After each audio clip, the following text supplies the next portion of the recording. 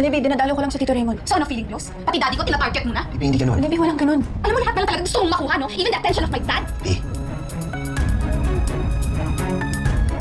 Alam mo, parati ka na lang ganyan eh. You're always after what I have. Libby, ano ba?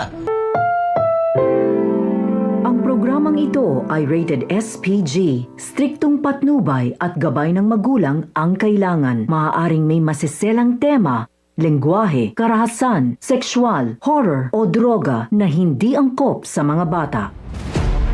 Patindi na po ng patindi ang mga eksena, baging ang kaganapan na ating pagkatutukan at ating nari namang pagkasubaybayan dito lang sa ating pinagkakatutukan at pinagkakaabangan tuwing hapon na prinsesa ng City Jail.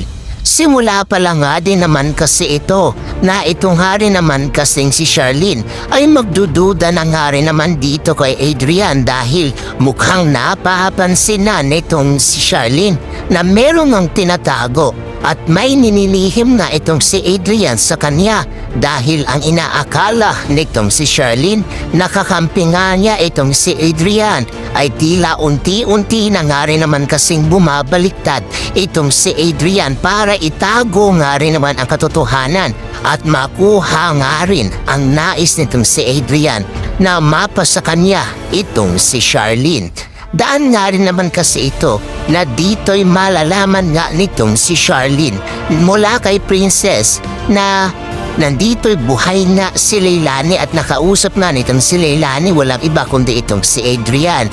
Kaya dito'y direct to the point na ngang sinabit nagtanong na itong si Charlene dito kay Adrian at sabihin nito si Charlene kay Adrian na, "Nakausap mo ba si Leilani, Adrian? Totoo ba na kinausap mo siya?" sabi ni Princess sa akin.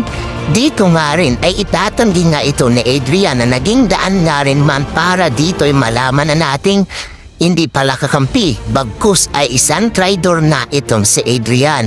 Ano kaya ang mangyayari? At dito'y magtatagumpay pa ba itong si Divina na itago't ilihim ang kanyang sekreto at revelasyon?